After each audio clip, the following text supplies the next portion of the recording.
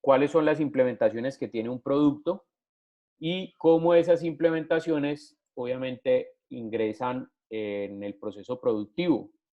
En el momento en que las implementaciones o las partes o mecanismos de un producto ingresan en el proceso productivo, pues ahí ya hay que ir pensando en precisamente el requerimiento de materiales a los proveedores. Entonces, por eso de ahí nacen lo que les contaba ahorita, los planes de requerimiento de materiales, que son los llamados MRP, que hay dos, MRP 1 y 2, ¿sí? Que pues cada uno digamos que tiene una función diferente, pero de eso van a hablar mucho más adelante. Sí, señor, en planeación de la producción, como me dice aquí Byron. A la hora de planear la producción, el plan de requerimiento de material, no sé si Byron de pronto tiene algún conocimiento o ha escuchado la sigla MRP, ¿para qué sirven los planes de requerimiento de materiales? O de pronto alguno de los que esté acá en la sesión que complemente eso.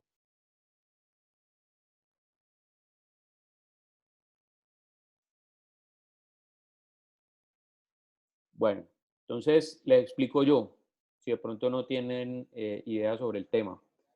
Cuando uno habla de los planes de requerimiento de materiales, son precisamente los manejos, y esto es obviamente un manejo sistematizado, ¿no? Que tienen las empresas, por ejemplo, si yo necesito producir, digamos, yo tengo una empresa que produce automóviles y mensualmente saco o genero, por ejemplo, 1.000 unidades, ¿sí? Mil automóviles, independientemente de las referencias que sean, porque yo puedo tener diferentes referencias. Entonces, para producir esos 1.000 automóviles, pues obviamente yo necesito 5.000 llantas. Digo, las cuatro normales y la de repuesto, ¿no? Entonces yo necesito 5.000 llantas. ¿Qué necesito con ese tema? Pues obviamente, bueno, dice acá Byron que se trata de la descomposición de los materiales. Entonces se ve cuánto se requiere cada material para cumplir un lote. Ajá, sí, eso es lo que hace exactamente el listado de materiales, esto que vamos a ver. Lo que les hablo yo es lo de los planes de requerimiento de materiales. Entonces, si yo, por ejemplo, siguiendo con el caso, necesito 5.000 llantas, pues necesito buscar un proveedor que mensualmente me esté colocando 5.000 llantas en mi bodega. Como ustedes saben, cuando uno tiene una bodega, pues las bodegas o por lo general donde se guarda mercancía, pues eso es carísimo, ¿sí? O sea, pagar el alquiler de una bodega, la seguridad de una bodega, el personal que se encarga de mover las cosas, los equipos que se encargan de mover cosas, de clasificar los insumos, la materia prima y todo esto, pues eso sube los costos notablemente en un tema de producción. Entonces hay algunas empresas, por ejemplo en Japón, hay empresas donde, bueno, el tema es cultural también, ¿no? Porque en Japón, digamos, son muy puntuales en las entregas de todo, eh, cosa que no pasa aquí en Colombia, ¿no? Porque aquí le dicen a uno un proveedor, no, sí, tranquilo que yo le respondo es el viernes, usted tiene la mercancía allí. Resulta que estamos al martes de la semana siguiente y el proveedor todavía no se apareció con la mercancía. Entonces, aquí, digamos, el plan de requerimiento de materiales requiere un poco más de detalle, sobre todo en esos aspectos donde el proveedor es incumplido. Entonces, yo, ¿qué otro proveedor voy a utilizar para que me cumpla con el tema? O desde dónde voy a traer la mercancía. Entonces, si se presenta, digamos, un temblor que cerró una vía, una de las vías, entonces los camiones no pudieron llegar. Entonces, ¿qué voy a hacer ahí?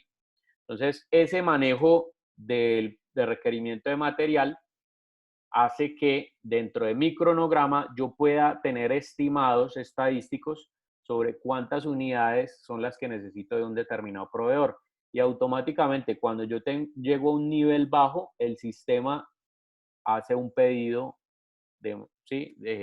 Al proveedor de ese determinado insumo que se acaba de generar. Entonces genera un plan de requerimiento de material. Como les digo, esto es sistematizado, hay programas que lo hacen directamente, entonces se acabaron las llantas. Digamos, yo tengo eh, digamos, tengo un colchón de 200 llantas. Cuando él llega a 200, ahí mismo él hace el pedido. Y cuando hace el pedido, pues se supone que yo me gasto esas 200 llantas para que cuando ya el pedido llegue, ya tenga yo con qué trabajar. Entonces, bueno, estos son unos métodos que inicialmente esto se hacía a lápiz, ¿no? Ya hay aplicaciones de software. Dentro de esas me imagino que ustedes han escuchado hablar de una que se llama Microsoft Project, que es como precisamente para generar este tipo de actividades donde uno mete los datos de los proveedores, mete uno los datos de las materias primas, de las tareas que están asociadas a todo eso y uno puede ver dentro del plan de producción cuáles son los cuellos de botellas. Por ejemplo, yo no puedo producir carros si no me han llegado las llantas o si no me ha llegado el motor. Entonces, si a mí no me llegan las piezas de unas determinadas piezas del motor, pues ¿qué es lo que hace? Ahí mismo el programa levanta una alerta, me dice, hey, aquí faltan estos componentes y no los tenemos. Entonces, ¿qué hago? ¿Pido automáticamente o usted cómo va a resolver o va a resolver con otro proveedor o qué?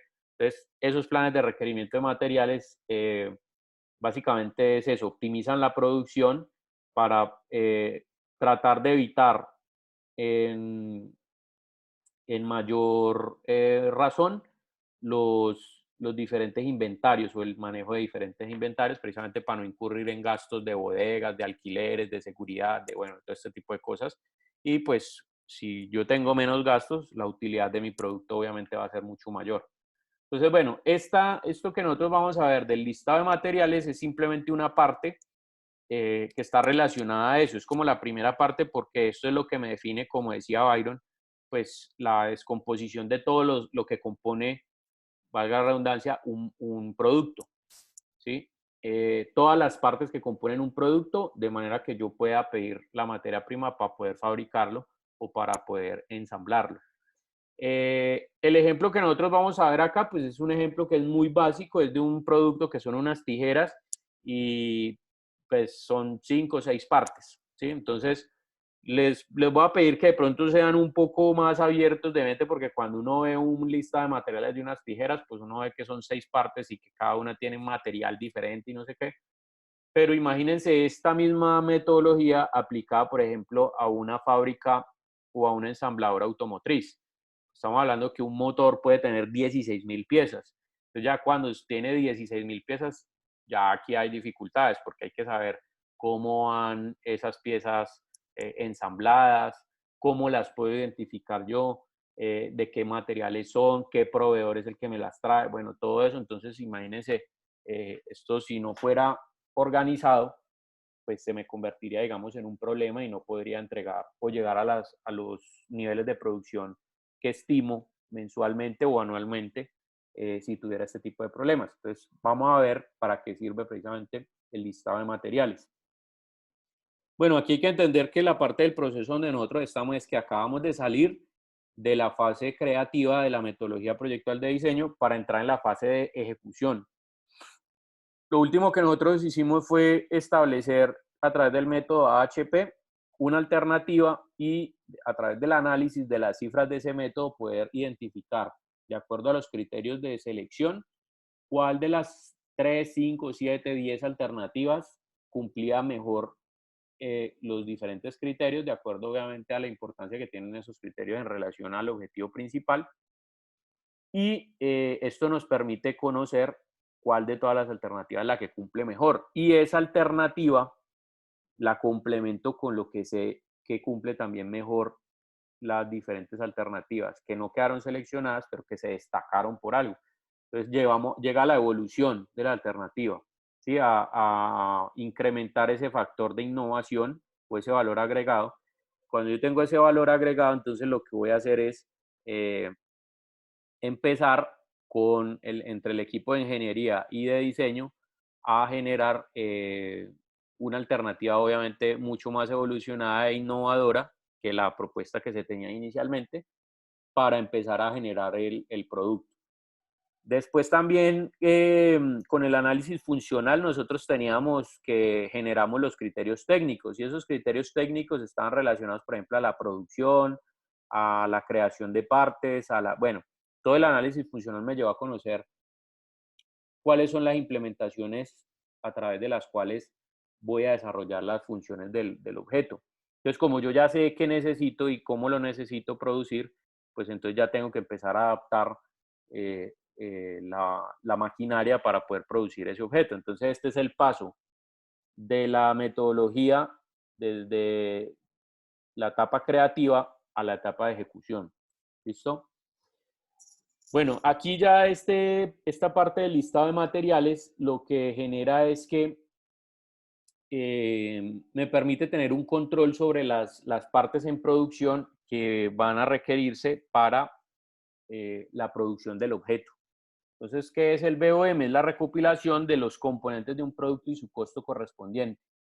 Algunos beneficios del BOM son, primero, permite determinar el costo real de un producto. Ojo, aquí quiero ser muy claro y es que cuando hablamos de que permite determinar el costo real de un producto, estamos hablando que es amortizado en una sola unidad. Ustedes saben que en la producción, entre más número o entre más volumen de producción tenga yo, ¿qué va a pasar con el costo del producto? Va a bajar. Eso es como en la impresión litográfica. Digamos, si usted va a sacar 500 tarjetas impresas, le vale 250.000. Pero si usted va a sacar 1000 tarjetas impresas, le vale 270.000. Entonces uno diría, bueno, ¿y cómo es la relación ahí? Si yo saco 500 me vale 250, pero si saco 1000 me vale 270.000. Es decir, no se supone que 500 tarjetas, si valen 250, 1000 deberían valer 500.000. No, ¿por qué? Porque los mismos elementos que sirvieron para producir 500 tarjetas son los mismos elementos, o sea, a la empresa le da lo mismo producir 500 que producir 1000. En ese caso, simplemente lo que aumentan es un poquito el gasto de las tintas y de pronto un poquitico de papel adicional. Pero casi que el costo de producción es lo mismo. ¿Por qué? Pues porque obviamente entre más objetos se produzcan, el costo del producto tiende a bajar precisamente porque yo puedo generar estrategias de precios con mis proveedores. Entonces, si yo le compro 1000 tornillos a un proveedor, me valen 1000 pesos. Pero si le compro 2000, pues él tiene que producir 2000 y por un alto volumen de producción, entonces él no me los va a vender a 2000 pesos, sino que, por ejemplo, me los puede vender a 1500. ¿Sí? Entre más le compro, obviamente más barato se lo puedo comprar. Entonces, esto, por eso lo digo acá, cuando dice que el BOM permite determinar el costo real de un producto, estamos hablando del costo unitario, o sea, del costo de cuánto vale producir una sola unidad. Número 2, asegura la inclusión de todos los componentes del producto. Aquí también este BOM es una ayuda bien grande, porque cuando se maneja, digamos, a nivel industrial, poniendo el ejemplo que les decía ahorita de estoy ensamblando un carro. Entonces, si estoy ensamblando, digamos, la parte del motor de un carro, bueno, supongamos que es un carro de 4 cilindros, entonces necesitaría 4 bielas, 4 cabezas de cilindro, 4 anillos, 4, bueno, 4 empaquetaduras, 16 válvulas, etcétera, etcétera. Entonces yo sé que a la hora de ensamblar todos esos elementos, voy a necesitar una guía para saber, porque pues a mi estación de trabajo, yo como la persona, el operario que ensambla, a mi estación de trabajo llegan 10.000 partes del motor. Bueno, ¿y cómo las armo? ¿Cómo defino este tornillo dónde va? Sí, si este tornillo de pronto es el de cerrar la tapa y es muy parecido al tornillo de sostener la biela. Entonces, para eso se utiliza el BOM. El BOM es una guía que me dice, ah, bueno, esta parte va ensamblada con esta otra a través de tal pieza y no sé qué, y me presenta planos y me presenta un montón de guías que aseguran que obviamente el producto tenga todos los componentes para que al final pueda cumplir el control de calidad. Si no es que yo tengo 10.000 piezas, ensamblo el motor y me sobraron 500 tornillos, ¿no? Pues imagínate cuando yo prenda ese motor, ¿qué va a pasar? Bueno, estandariza la fabricación del producto. Pues el BOM también hace eso, ¿por qué? Porque a los operarios precisamente se les da las capacitaciones de cómo instalar o cómo ensamblar los productos partiendo precisamente del BOM. Entonces el BOM con los planos, con las guías que tiene, con todo lo que tiene sobre el tema de cómo se incluyen y cómo se ensamblan los productos, pues va a poder entender qué cosa va con qué y eso va a estandarizar el proceso de fabricación para optimizarlo, obviamente. ¿Permite determinar el margen de ganancia? Pues claro, porque obviamente como yo sé cuántos productos o cuántas partes necesita un determinado producto, puedo saber el costo unitario de cada una de esas partes, pues puedo definir, listo, me vale el producto esto, cuánto de ahí hacia arriba me quiero ganar. Entonces yo puedo establecer cuál es el margen de utilidad o ganancia que quiero obtener en mi proceso productivo. Y facilita reaccionar a los cambios en el costo de la materia prima, porque como les decía, si yo tengo una pieza que son, por ejemplo, tornillos, y digamos que el precio del acero bajó, entonces yo puedo establecer negociaciones con los proveedores. Entonces yo tengo un proveedor A que me vende los tornillos, por ejemplo, cada tornillo a 50 pesos. Y tengo un proveedor B que me lo vende a 20 pesos. Pues obviamente yo prefiero comprarle al proveedor B o establecer una negociación directa con los diferentes proveedores, dependiendo de obviamente cómo está el mercado. Si bajó la materia prima, se supone que ellos deberían bajar su producto, también el costo de su producto. Esto pues evaluando diferentes aspectos como capacidad de producción, capacidad de transporte o comercialización de los productos por parte de los proveedores para que me lleguen a mi empresa y tenerlos en el tiempo adecuado para poder vincularlos a mi proceso productivo, etcétera. Entonces, digamos que estos son los beneficios que tiene el BOM.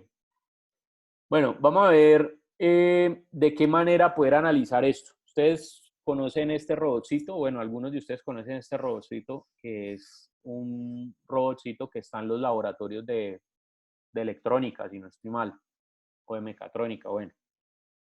Estos robotcitos, digamos, son el ejemplo perfecto de cómo uno puede empezar a establecer un listado de materiales o un BOM. Entonces, aquí es entender que el producto está siendo conformado por macroelementos y microelementos. Entonces, por ejemplo, los macroelementos pueden ser los brazos, ¿sí? La cabeza o el sistema de oruga. Entonces, aquí lo que hay que entender es que cada pieza tiene un costo determinado y por lo tanto la suma del costo de todas las piezas determina el costo real del producto. ¿A qué me refiero con eso? Si yo analizo, por ejemplo, la oruga como un macro componente, yo veo que toda la cadenita, ¿sí? A su vez está conformada, sí, todo eso es un macro componente, pero a su vez está conformada por eslabones, que son componentes micro. Entonces, si yo establezco, por ejemplo, que un eslabón de estos vale 1 peso y la cadena entera se gasta 40, pues puedo establecer que el costo de la cadena entera son 40 pesos. ¿Listo? De la misma manera, los brazos, pues la cabeza, que tienen diferentes partes. Entonces, por ejemplo, estos detallitos amarillos que tiene acá de conexión de la cabeza, entonces tienen un costo. Yo sé que la cabeza se gasta 2 de esos como macrocomponente, entonces sumaría el costo de eso más el costo de los ojitos, de estas partes de acá arriba, bueno, de todo eso. Entonces, de esa manera yo puedo entrar a establecer cuál es el costo general del producto, dividiéndolo por macrocomponentes y microcomponentes. ¿Esto de dónde sale? ¿De dónde salen esos macrocomponentes y microcomponentes? Pues ya los veníamos trabajando desde el análisis funcional, es decir, desde el análisis de caja transparente. Bueno, número 2, a cada pieza se le debe asignar un número específico que permita diferenciarla de las otras. Entonces, de aquí nace el concepto de referencia. Cuando usted tiene ¿las referencias para qué sirven? Pues para identificar los productos, ¿sí?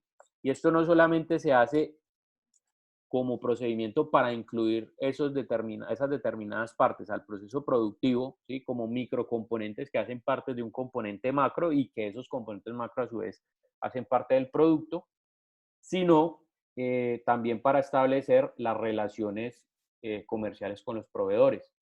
Yo le voy a poner un ejemplo.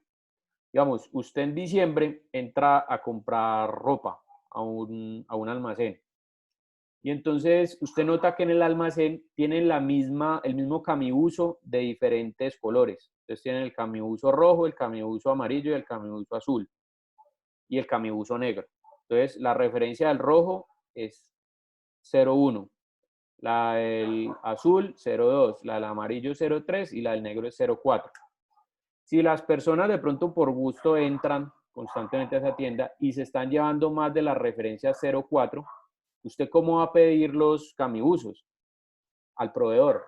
Pues se me acabaron los 20 de color negro que tenía, el negro tiene la referencia que es 0,4, entonces pide al proveedor que le traigan más producto, pero no de los otros, sino de la referencia 0,4. Eso hace o permite hacer la referencia a un producto, ¿sí? El número o la codificación. Como les digo, piensen todos estos ejemplos en un ejemplo mucho más grande, ¿sí? De una pieza, digamos, de un objeto que tenga muchísimas piezas, que esté conformado por muchísimas piezas. ¿Cómo se imaginan ustedes que es el manejo o la organización para uno saber si los productos, esos microcomponentes, están incluidos dentro de la producción o no? Bueno, otra característica que tiene es que los materiales y las funciones de cada pieza son diferentes. Entonces hay que mencionar qué material es y qué función tiene cada pieza para poder lograr una identificación dentro del BOM y poder relacionarlo también con el ensamble, con establecer estrategias con los proveedores. Si yo sé que es de un material determinado, pues hombre, me voy a buscar otro proveedor que maneje ese mismo material o ese mismo proceso de manufactura, pero que de pronto me pueda dar mejor precio. Bien, entonces eso es lo importante, digamos, dentro del BOM. Este es el ejemplo. El ejemplo son estas tijeras. ¿Sí? Es muy fácil, es un ejemplo muy fácil de entender. Las tijeras se conforman o tienen estas 1, 2, 3, 4, 5, 6, 7 partes. Yo tengo primero las cuchillas, ¿sí? Que son 2 partes. El pivote, que es, digamos, un elemento de ensamble macho con uno hembra. El mango largo de la tijera donde entran los 4 dedos, el mango cortico de la tijera donde entra el dedo pulgar y un anillito de color rojo que va aquí adentro, que es como para identificar efectivamente que ahí va el dedo pulgar. Entonces son esas 7 piezas que hay ahí. Este es el ejemplo de cómo establecer un producto en macrocomponentes y microcomponentes. Por ejemplo, el nivel 0, que está representado en el diagrama por el nombre tijeras, es el producto como tal. Entonces, el producto está conformado, esas tijeras están conformadas por los siguientes macrocomponentes. Entendiendo macrocomponentes como componentes que ya están ensamblados por componentes micro, es decir, componentes que están conformados por otros componentes más pequeños. Lado derecho de la tijera, entonces, ¿qué tiene? Está conformado por un componente micro que es la cuchilla del lado derecho, el mango del lado derecho. El pivote, que es otro macrocomponente. Entonces, ¿cómo está conformado? Por un tornillo y una tuerca, ¿sí? Que son las piezas que ensamblan todo. Y finalmente el otro macrocomponente de la tijera es el lado izquierdo, que es la cuchilla del lado izquierdo, el mango del lado izquierdo y el anillo del lado izquierdo, que estoy hablando de ese anillo rojo que les mostré ahorita. Entonces, esto es una buena metodología a través de un diagrama, establecer cuáles componentes macro y micro hay. Por ejemplo, si yo fuera a hacer el diagrama, digamos, de un motor, entonces tendría que establecer como componente macro, digamos, el pistón. Pero el pistón está conformado ¿por qué? Por la biela, los tornillos eh, que amarran la biela pues al árbol de levas, la parte de la cabeza del pistón, los anillos que generan pues que el pistón obviamente quede totalmente sellado, ¿sí? ¿Qué otra parte tendría? Entonces, por ejemplo, el bloque del motor, que es donde ha montado todo, ese sería un macrocomponente. Entonces, ¿qué piezas conforman eso? No, las tapas de las válvulas, la válvula misma sería un macrocomponente porque la válvula tiene un resorte, tiene el hueco de apertura o el cilindro pues de apertura y de cerrado, bueno, todo ese tipo de cosas. Entonces, hay que verlo desde esta dinámica para poder entender cuáles son los componentes macro y cómo esos componentes macro están conformados por microcomponentes. Entonces aquí, ¿de dónde sale esto? Pues de los medios que se tienen en cuenta, en esta parte del proceso están directamente relacionados con los objetivos dentro del análisis morfológico. Acuérdense que nosotros hace 8 días vimos análisis morfológico, donde esa metodología intentaba establecer cuáles eran los diferentes componentes o mecanismos que cuando estaban relacionados todos podían generar una determinada función extraída de la caja transparente. ¿Sí? Que lo vimos con el ejemplo de la clavadora o de la remachadora. Entonces vimos las diferentes alternativas, como ese método analítico combinatorio, donde yo cojo y combino las diferentes funciones que tiene y allí salen las partes. Entonces, esos medios o implementaciones son los que aparecen aquí como macrocomponentes. ¿Se acuerdan por ejemplo, de la alternativa 1, que era el motor con transmisión, que era una cadenita, el resorte, sí, entonces todos esos elementos son los elementos macro y micro que uno ve acá. Entonces de ahí salen. Profe, Dime. los niveles, digamos que entre el producto en sí depende, la cantidad de niveles depende de la cantidad, digamos que su elementos que tenga el producto. Sí, correcto. No quiere decir que solamente se arme, digamos, con 3 niveles, o sea, que únicamente hayan 3 niveles, porque por supuesto, digamos, aquí estamos hablando de un elemento que es muy básico, un producto que es muy básico, donde cuenta con 7 partes. Pero cuando estamos hablando de un motor, pues obviamente hay muchos elementos macro y muchos elementos micro. ¿Cómo o cuál es la mejor manera de uno identificar un macrocomponente?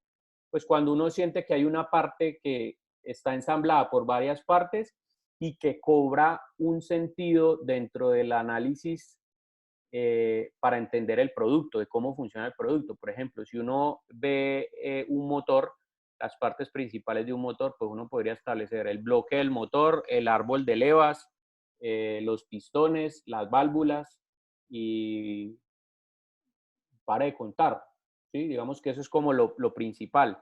Pero usted sabe que el bloque del motor está conformado por otros microcomponentes y a su vez esos microcomponentes pues resultan siendo componentes macro porque de pronto son elementos que están conformados por 2 o 3 partes que son tornillos, piezas sueltas que son a su vez microcomponentes. Digamos, un mismo motor eléctrico, uno puede establecer que el motor eléctrico es un macrocomponente, pero si uno desbaratara todo el motor, se va a dar cuenta que eso tiene, por ejemplo, una bobina, entonces tiene un montón de alambre enredado allí, tiene un eje, tiene unos imanes, tiene unas carcasas, tiene unos tornillos. Entonces, mire que allí, digamos, el componente macro sería el motor eléctrico, pero los componentes micro son todos los que están conformando eso. Aquí el tema, digamos, de cómo lo puede uno identificar dentro del BOM es la mejor manera es cómo lo recibes tú del proveedor.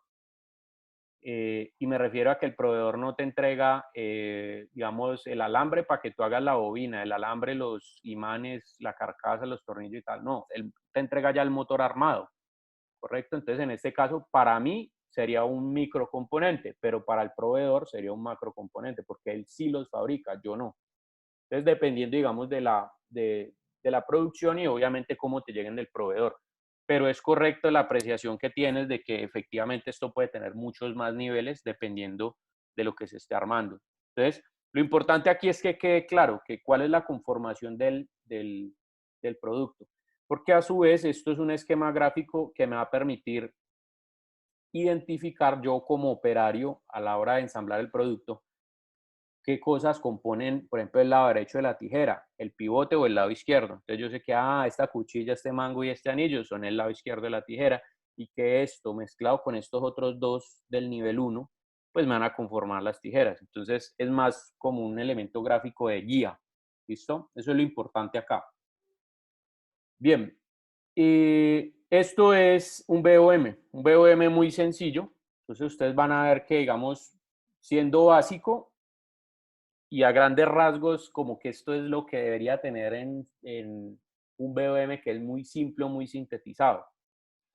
Por ejemplo, mire, yo tengo aquí una columna que dice macroelementos y tiene la misma distribución que tenía aquí el gráfico. Sí, mire, macroelementos, lado derecho, pivote y lado izquierdo. Entonces tengo los tres.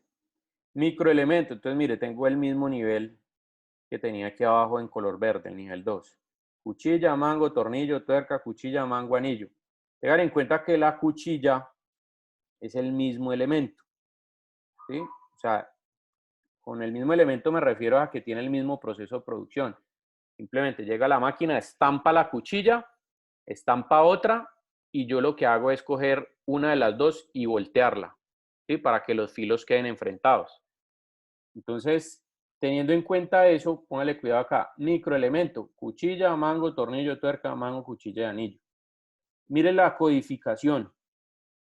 Aquí hay un detalle y es que en la codificación yo puedo entender lo siguiente. Mire que en el lado derecho, el lado derecho como macrocomponente o macroelemento está conformado por la cuchilla y el mango.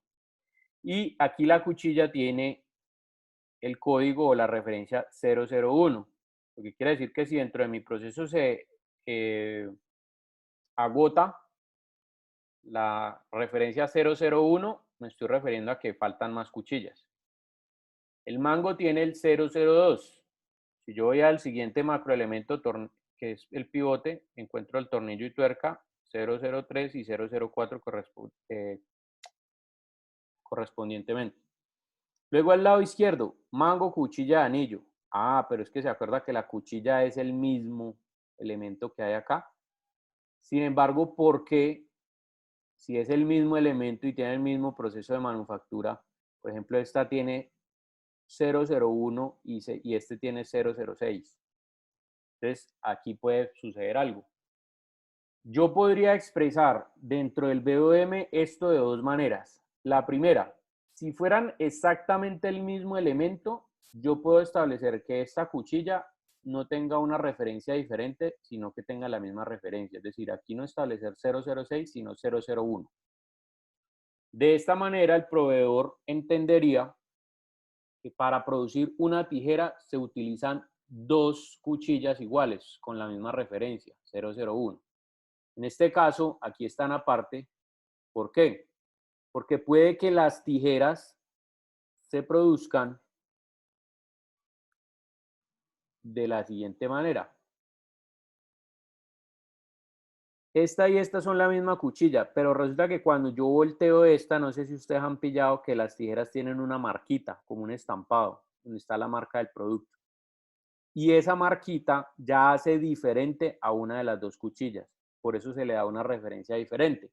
Porque en el proceso productivo, digamos, esta 001 no tiene la marca, pero esta 006 sí la tiene. Entonces, el hecho de que tenga ese proceso de manufactura adicional, así sea una bobada, hace que sea diferente y hace que por control de calidad al final, por ejemplo, yo no pueda tener una tijera que tenga dos cuchillas sin marca, porque estaría descompletando el inventario, ¿correcto? Entonces, por eso es importante el tema de la codificación acá. Entonces, mire, cada cosa está codificada. Luego viene una casilla que dice cantidad. ¿Cuántas cuchillas 001 se necesitan? Una. Un mango, un mango del lado derecho, ¿no? Un tornillo, una tuerca, un mango del lado izquierdo, una cuchilla del lado izquierdo y un anillo del lado izquierdo. Nuevamente aquí entra el tema. Si fuera la misma cuchilla, es decir, si aquí fuera 001, entonces aquí yo podría establecer cuchilla 001, cantidad 2, y esta la quito de acá. Por supuesto, ahí tendría que hacer una nota aclaratoria donde esta cuchilla, ¿sí? Hay una que es para el lado derecho y otra que es para el lado izquierdo. Entonces, habría que buscar la manera, pues, como de establecer eso. Lo importante es que quede claro, como les decía acá. Entonces, bueno, cantidades. Esto establece, obviamente, cada parte, cuántas necesito de cada parte. Aquí, función. Cuando uno ve este ejemplo en una tijera, pues uno dice, qué bobada. Pues, obviamente, yo sé que la cuchilla se sirve para cortar cuando se ejerce fuerza, que este mango sirve para manipular las tijeras y transmitir la fuerza, que este tornillo sirve para unir las cuchillas, este sirve para sostener el tornillo, que este, bueno, bla, bla, bla, y todo eso. Y yo sé para que, si a mí me entregan unas tijeras desarmadas, yo las puedo armar, eso no tiene mucho complique. Vuelvo acá y les digo, piensen esto, ¿cómo es el BOM del motor de un carro? Usted coge un tornillo, usted le pasan 16.000 piezas y ármelo. Usted podrá identificar unas, pero por ejemplo los tornillos, bueno, ¿y este tornillo dónde va? Entonces, si usted tiene dentro del BOM que el tornillo sirve, por ejemplo, para sujetar la tapa de válvulas, ya usted sabe dónde va, ¿listo? Entonces, por eso es importante esta parte de la función.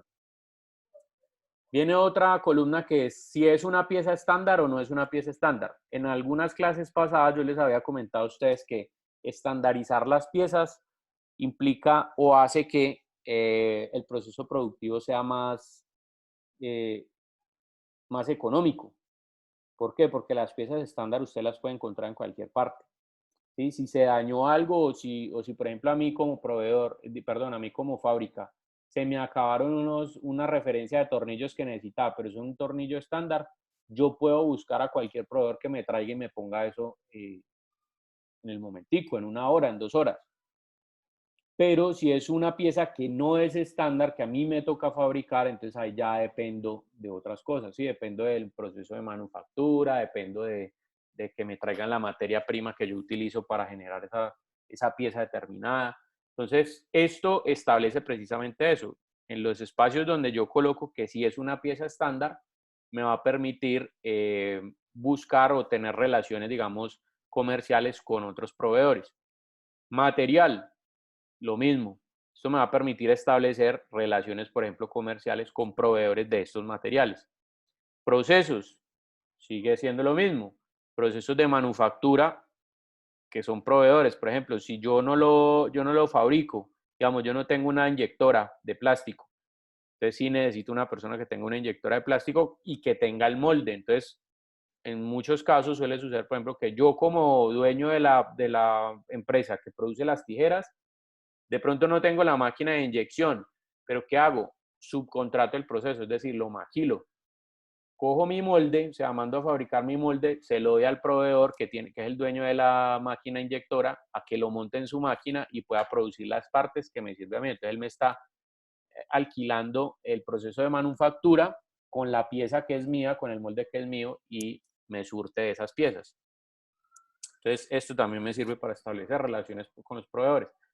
Obviamente el nombre del proveedor para yo poder saber a quién le compro, quién es el que me está incumpliendo o quién es el que me está cumpliendo, todo eso. Y el costo unitario. Entonces, en este caso, por ejemplo, la cuchilla del lado derecho, 1.200 pesos, el mango, 290. El,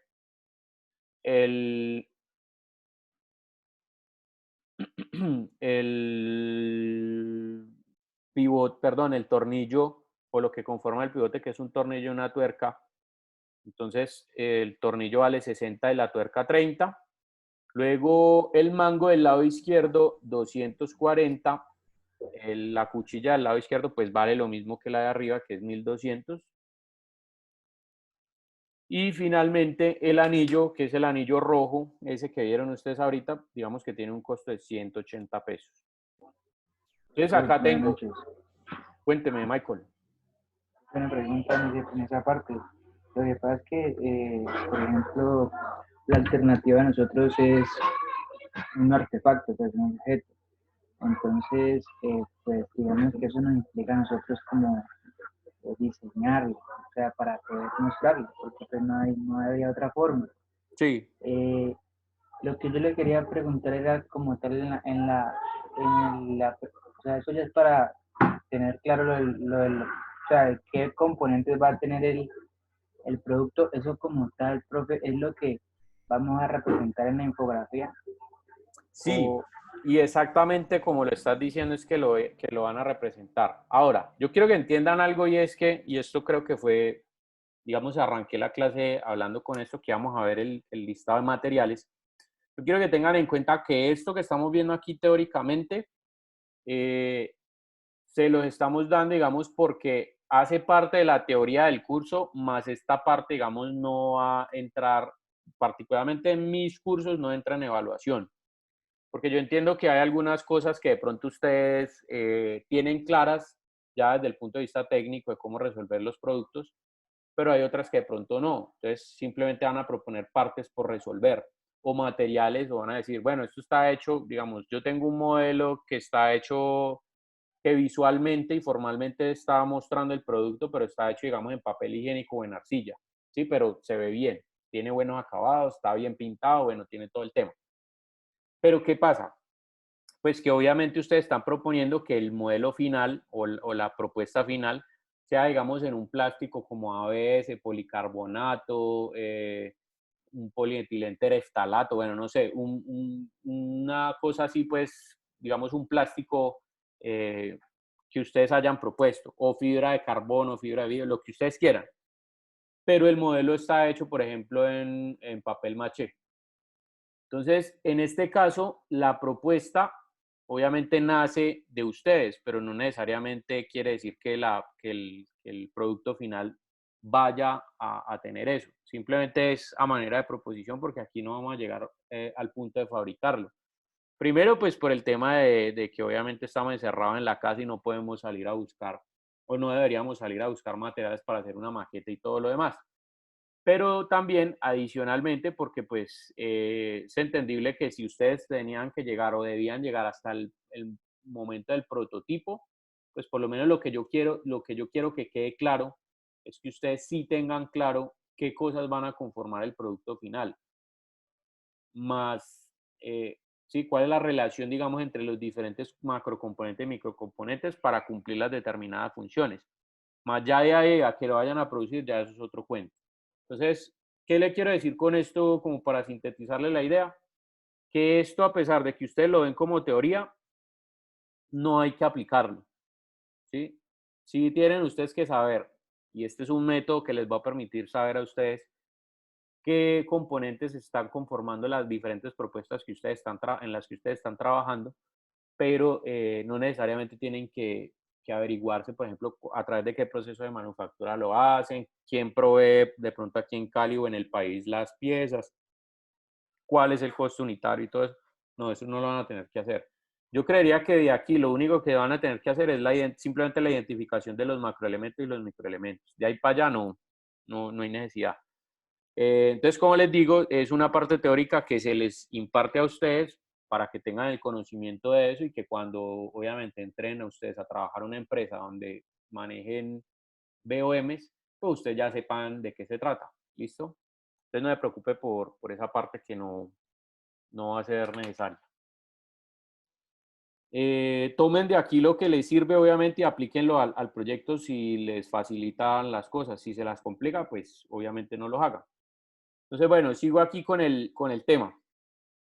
Hablaba que los costos unitarios, pues obviamente si yo sumo este con este, me va a dar el elemento del el costo del macroelemento. Si yo sumo los dos costos de los microelementos, me da el costo del lado derecho.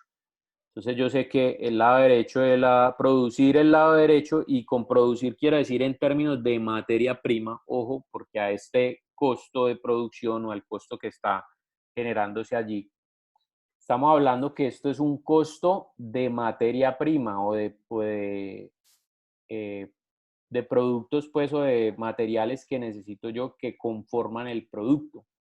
Más a este costo obviamente se le debe sumar lo que es costos operativos, costos de publicidad, costos de comercialización, de transporte, de mercadeo, de, bueno, todos los demás relacionados a la producción y al servicio de comercialización. Entonces, por eso les decía ahorita cuando estábamos hablando de qué era el BOM y cuáles eran los beneficios del BOM, cuando decía que permite conocer el costo unitario del producto, estoy hablando en términos del costo de materia prima, no de costo de producción. ¿Listo? Porque la producción implica muchos más detalles. ¿Sí? Los gastos administrativos hay que amortizarlos en la producción.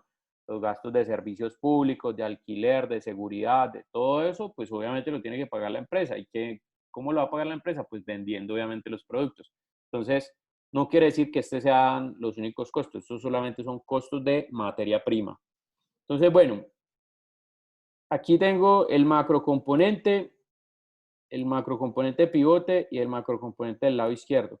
Lo que quiere decir que una tijera, por lo menos en materia prima, va a sumar 3.200 pesos.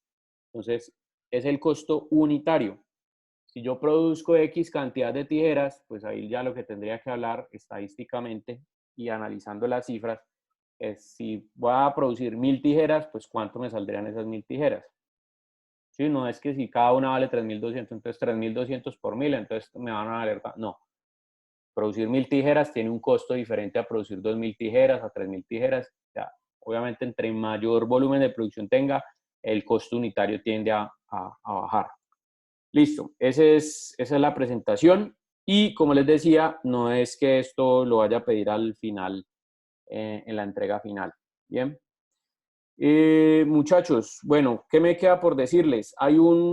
Miren, vayan mirando la última entrega, aunque no quiero todavía enredarle la cabeza, más bien les voy a dar este espacio como esta semana, donde no van a tener tareas ni nada para hacer aquí del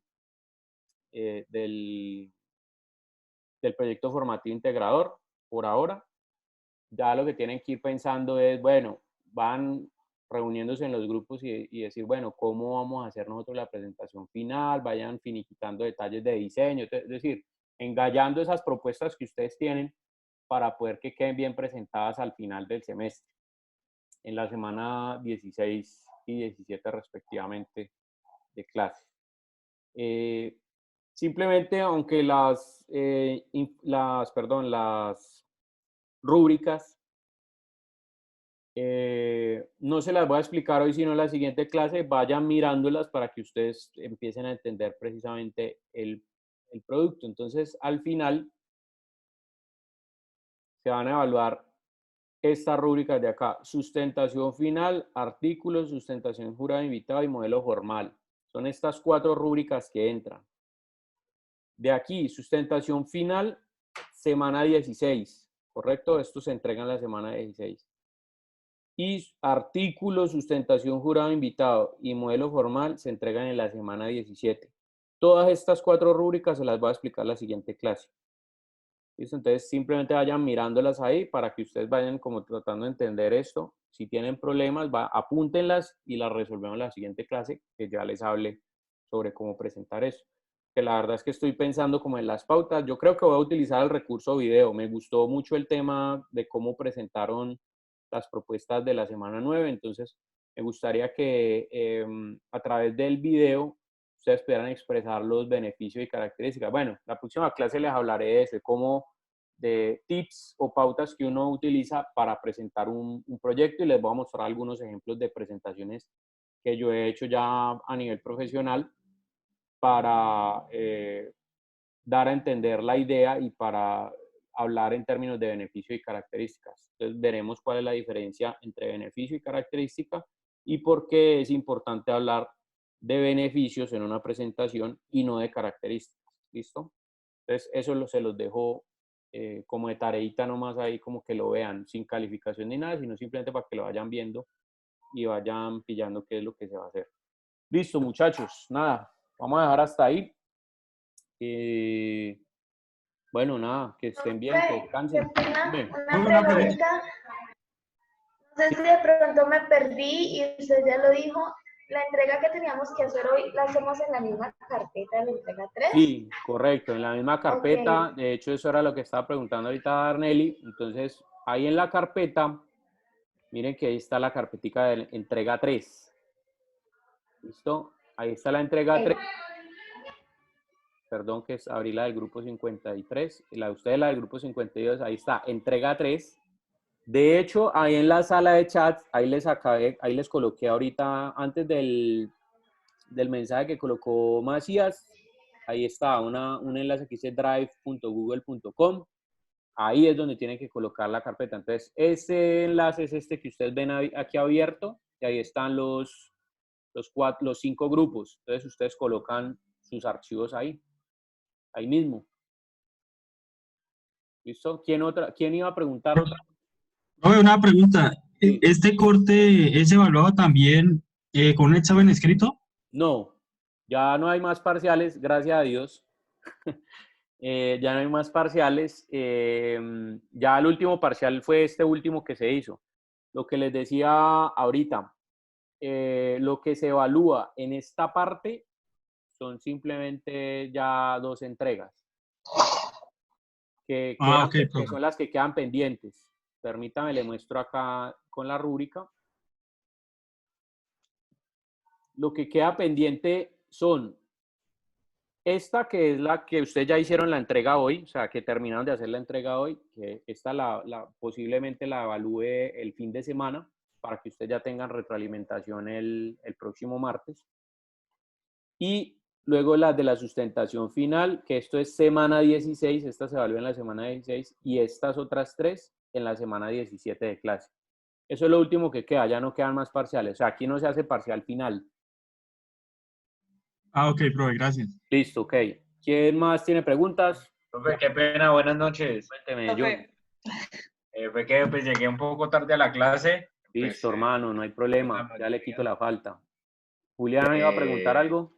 Profe, sí, lo que pasa es que como lo de nosotros es el tablero, es un tablero digital inteligente, Sí. yo le quería preguntar, usted el otro día nos mostró una presentación de cómo usted había hecho un trabajo alguna vez, si lo podríamos nosotros hacer más o menos así, pero es que la verdad no sabríamos cómo implementarlo, si eso es con un algoritmo o qué. Lo que yo les mostré a ustedes la presentación, es que no estoy seguro porque es que yo esa presentación la he mostrado no solamente a los de diseño conceptual, sino también a otros grupos. Entonces, Sí, una que era como un libro. ya, listo, sí, sí me acuerdo. Que era, ya me acordé. Sí, que me dijeron que por qué no la había implementado y que por qué, Ajá. sí, ya.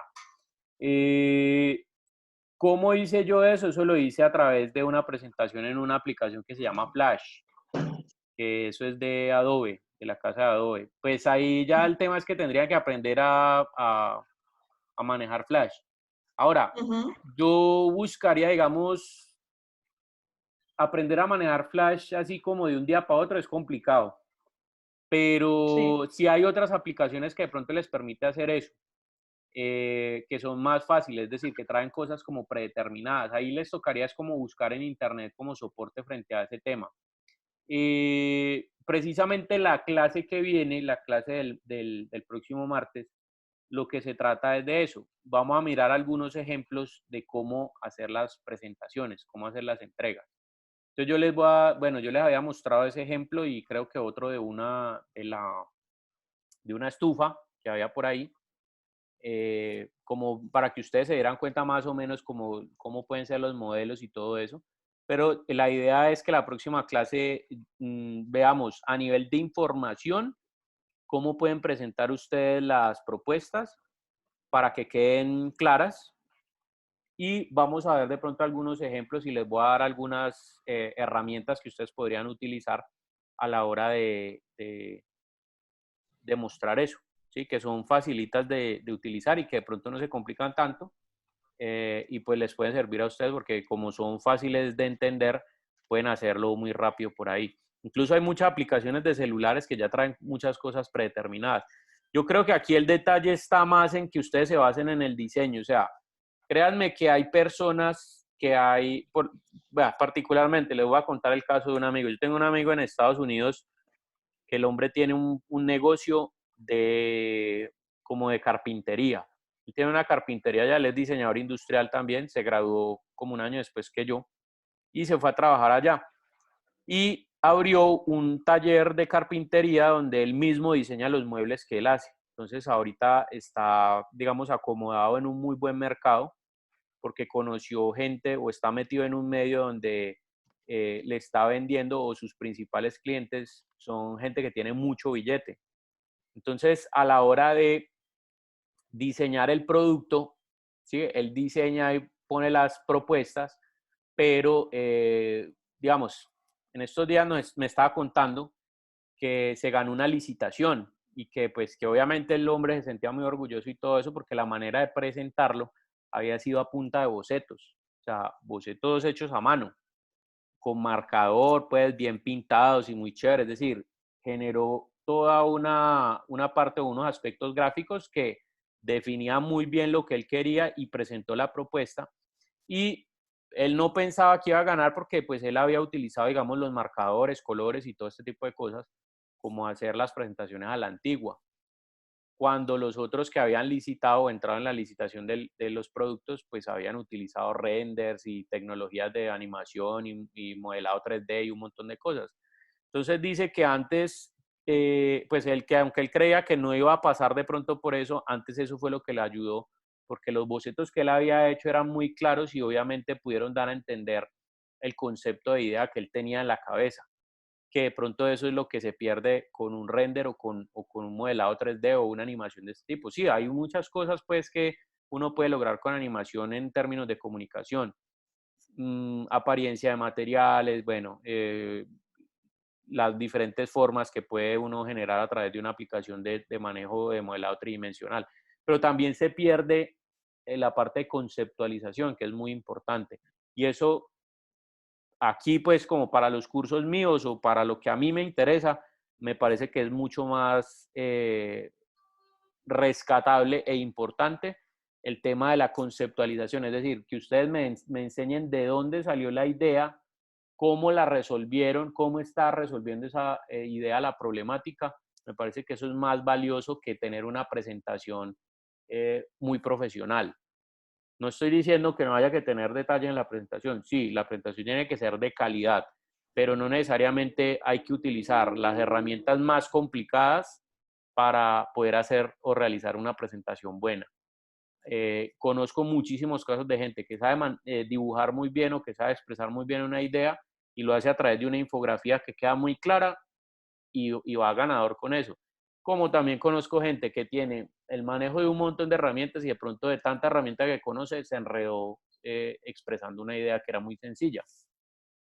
Entonces aquí lo que estamos tratando es de, nuevamente, como el primer día de clase les mencioné, tratar de educarlos a ustedes en competencias de narrativa, en competencias de ejecución de proyectos, de cómo expresar las ideas, bueno, de todo este tipo de cosas. Entonces, más bien vayan pensando, no necesariamente se compliquen con un montón de herramientas y ahora métanse a aprender a manejar Flash y 3D Studio Max y no sé qué y tal. Sí, chévere saber ese tipo de cosas porque esas son herramientas que me van a ayudar a mí después a generar las ideas, la comunicación de las ideas mejor. Pero si en este momento no lo sabe hacer, pero de pronto tiene unas muy buenas ideas, pues busque la mejor manera de ejecutarlas o la manera más fácil para no complicarse la vida, que también es muy válido. Y como les digo, es lo que me interesa más. Poder que ustedes, obviamente, entender que ustedes aprendieron, que uno puede tener una muy buena idea y que no por ser una persona que no sepa manejar X software, no la voy a poder presentar bien, sino que antes, por el contrario, eso me lleve a ejecutarla muy bien para que se entienda. Yo después, como les digo, en la próxima clase les voy a mostrar algunos ejemplos de que no hay necesidad de tener o de ser un gurú en el manejo de herramientas 3D y todo eso para poder presentar las ideas bien. O sea, hay maneras de hacerlo diferente. Entonces, bueno, vayan buscando alternativas, pero la próxima clase yo les voy a presentar otras que también pueden utilizar. Y el recurso de video es vital, es muy, muy, muy, muy fácil de hacer, muy importante y van a poder expresar muchísimas cosas. Entonces, de hecho, por ahí estoy pensando como que pueden hacer la entrega. Entonces, permítanme, primero yo hago primero como la propuesta y cuando ya les diga de qué manera pienso yo que lo pueden presentar, ya entonces vayan craneándose ustedes cómo producir esa idea. ¿Listo? Por ahora simplemente traten de resolver detalles con respecto a la funcionalidad que están proponiendo, a las funciones que cumple el producto y que ustedes están proponiendo, para que eso lo tengan claro y que cuando vayan a ejecutar la idea, pues sepan cómo comunicarlo. ¿Listo? Entonces, por ahora no más preocúpense por eso. Profe, Cuénteme, Michael. una pregunta, lo que pasa es que la verdad, profe, no hace falta por concluir algo del trabajo, entonces, pues, nos dijo que era hasta hoy. Entonces, nos puede dar Hagamos una cosa, Michael, yo no tengo lío, porque igual, para serle sincero, de aquí hasta el viernes no voy a tener, seguro no voy a tener tiempo de revisar las alternativas. A los que todavía tienen, digamos, problemas porque les falta definir cosas y no sé qué, de pronto los muchachos que han estado alejaditos del grupo y todo eso, hombre, vuelvan otra vez a comunicarse con los compañeros y les voy a dar hasta el viernes, pues, para que ustedes puedan subir esas propuestas, porque como les digo, yo con eso hasta el viernes no voy a hacer nada todavía. De pronto el viernes de la noche o el fin de semana me siento ya a calificarla. Entonces, más tardar el viernes a las 6 de la tarde, bueno, a las 8 de la noche más bien, que termino clase con el último grupo del viernes. Entonces el viernes a las 8 de la noche, por tardar, me suben las cosas para yo el sábado sentarme a calificar eso en la mañana. ¿Listo? Entonces no hay problema con eso, Michael. Listo, profe, gracias. Vale, vale. Listo, muchachos. Por supuesto, los que de pronto quieran mirar y mejorar las propuestas que de pronto a la carrera terminaron o algo así, lo pueden hacer. No tengo ningún problema con ese detalle. Como les digo, tienen plazo hasta el viernes. Si pueden mejorar o quieren mejorar las cosas, pues aprovechen y lo hacen también ahí que tienen unos días adicionales. Listo. Bueno, nada, muchachos. Vamos a dejar entradas hasta allí. Cuídense mucho, que pasen buena noche. Vale, profe, muchas Gracias, profe. gracias. Bueno, Que cuídense pues. descansen. Debe estar Igualmente. Sí. Profe, buenas noches. Chao. Bueno, que estés bien.